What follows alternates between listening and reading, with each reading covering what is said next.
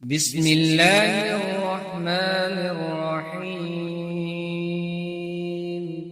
يا أيها النبي إذا طلقتم النساء فطلقوهن لعدتهن وأحصوا العدة واتقوا الله ربكم لا تخرجوهن من بيوتهن ولا يخرجن إلا أن يأتين بفاحشة مبينة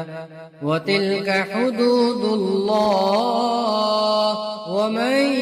يتعد حدود الله فقد ظلم نفسه لا تدري لعل الله يحدث بعد ذلك أمرا. فإذا بلغن أجلهن فأمسكوهن بمعروف أو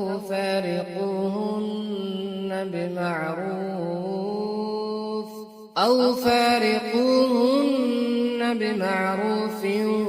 وأشهدوا ذوي عدل منكم وأقيموا الشهادة لله ذلكم يوعظ به من كان يؤمن بالله واليوم الآخر ومن يتق الله يجعل له مخرجا ويرزقه من حيث لا يحتسب ومن يتوكل على الله فهو حسبه إن الله بالغ أمره قد جعل الله لكل شيء قدرا. واللائي يئسن من المحيض من نسائكم إن ارتبتم فعدتهن 3 أشهر واللائي لم يحضن وأولاة الأحمال أجلهن أن يضعن حملهن ومن يتق الله يجعل له من أمره يسرا ذلك أمر الله أنزله إليكم ومن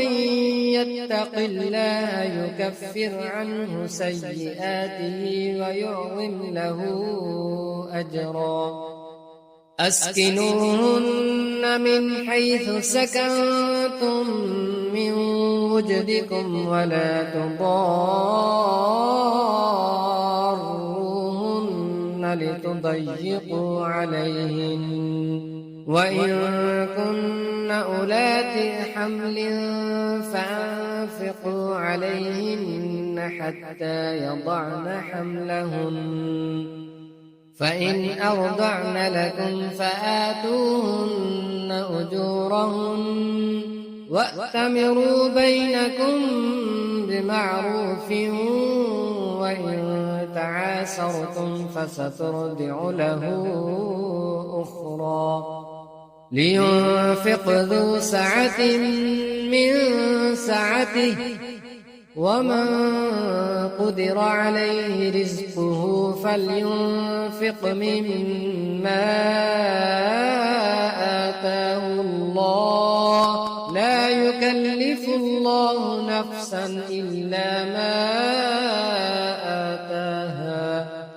سيجعل الله بعد عسر يسرا.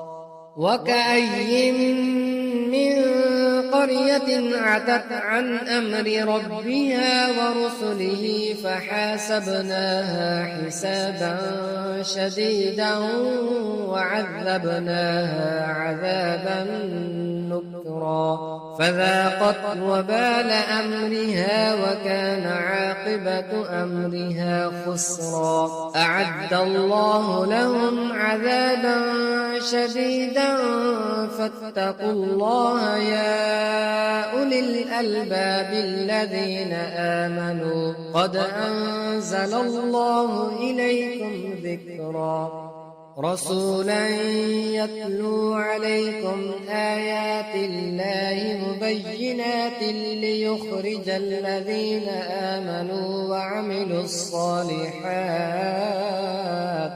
ليخرج الذين آمنوا وعملوا الصالحات من الظلمات إلى النور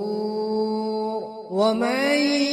يؤمن بالله ويعمل صالحا يدخله جنات تجري من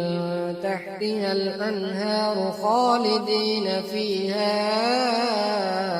أبدا قد أحسن الله له رزقا الله الذي خلق 7 سماوات ومن الأرض مثلهن يتنزل الأمر بينهن لتعلموا أن الله على كل شيء قدير وأن الله قد أحاط بكل شيء علما